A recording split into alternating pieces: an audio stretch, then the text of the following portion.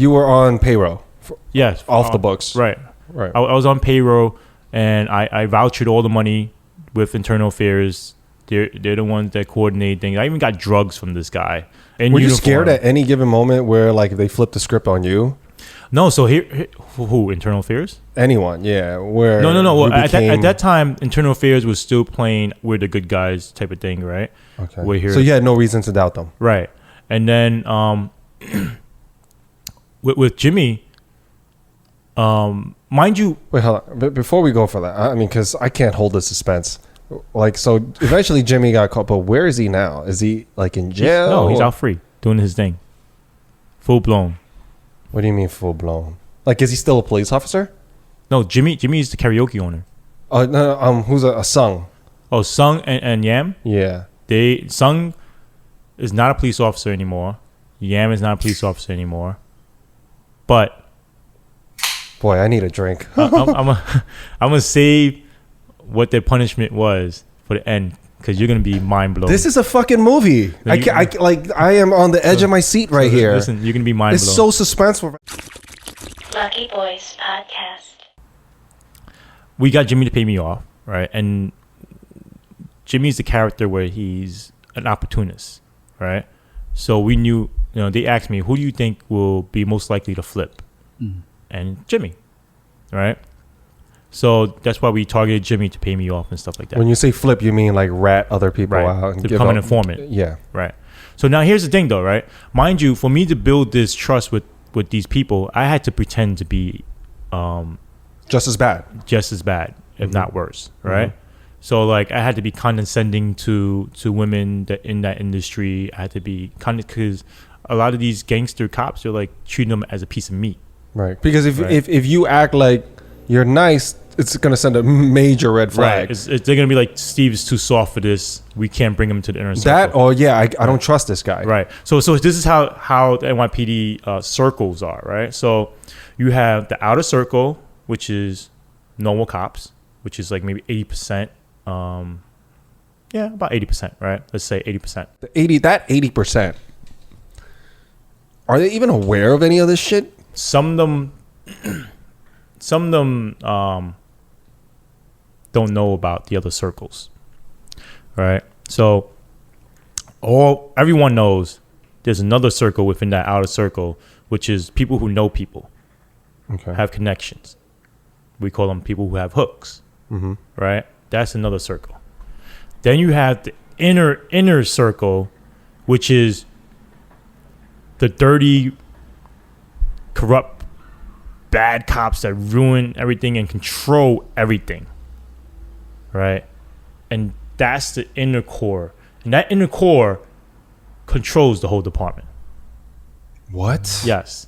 So it's like if you need a hook or whatever, because how they gain favor from these higher upper brass whatever is, chief, these community leaders, they're having a dinner, you want to come to the dinner or whatever. And then these community leaders, they control the neighborhood because they pay politicians off and stuff like that, and they control stuff.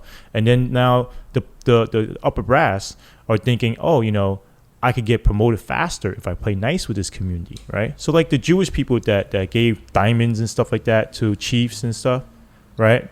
That would be like the Asian gangsters that control the Asian neighborhoods, right?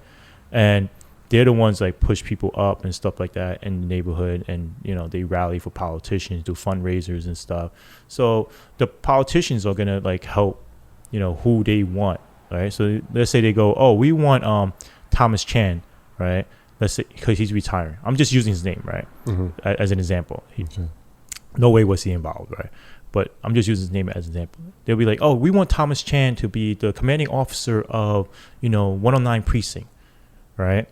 And then they tell the politicians will be like, okay, cool, we'll pull Thomas Chan in. Now Thomas Chan is thinking, these people have power, right? I need to get nice with them. If I need something done, I could ask them, they could get it done for me, right? And then they get in tied with them. And now with the Chinese culture, it's easier to get corrupted because in our culture, Chinese New Year's, you get red envelopes, right? So you can wash money a lot easier. Right, lucky money. So it's like, let's say you work in a steady sector, right? A steady neighborhood, and you know the store owners and stuff, and it's Chinese New Year. Oh, you know, Gong Xi Fa Tai, you know, here you go, Happy Chinese New Year. And he's like, no, I can't take that. No, I can't take that. Oh no, but it's bad luck if you don't take it. You know, you don't want to insult the person, so you take it. And then that becomes a regular thing. And then sometimes, like when you come into the restaurant, they're like, oh, don't worry, because a lot of Chinese are pro cops, right? You come into the restaurant, it's like, oh, don't worry, you know, no pay, don't worry. Yeah, you know, Chinese are very pro cop. Right. So it's like, oh, I'm getting free dinner here, getting free dinner there. And then it becomes a relationship, right? Because you're like, oh, these people, they do the right thing all the time, and so forth and so on. So you're nice to them because they take care of you. And then one day it becomes, oh, you know, I got a ticket last time, right? Can you help me with that? Mm-hmm. And you're like, oh, you know, this guy does the right thing. Yeah, I know the cop. I'll talk to him for you, right? And then next time you don't get tickets or whatever, right? Mm-hmm. Or he take care of that ticket or something. You know what I mean? Right. So then it becomes... Then they got you. Right.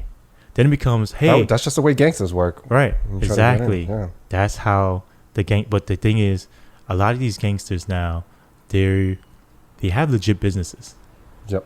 Right? And they use that as their front.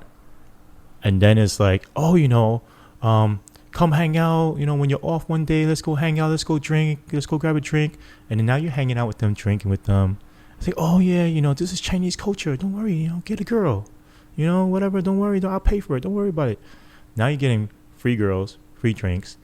Now on the side, he's like telling, you know, the owner or the mommy, hey, look, he's a cop, take care of him, make sure the girl goes home with him and takes care of him. And then now this cop is thinking, oh, I got lucky, oh, yo, you know. And then they come out and it becomes more and more loose, more and more wild. And it's like, oh, you know, I have partnership in here, you know. Oh, you're not making enough money for your family and kids, don't worry, I'll give you partnership, you know. But since it's our business together now, you know, we have to make sure that our business thrives. Right. So these underground businesses find ways to lure cops. Yes, right. So even Internal Affairs, the people, my handlers, right, when they did an inspection at the one of the karaoke's, they said, oh, I could see why Yam and Sung like to hang out there all the time.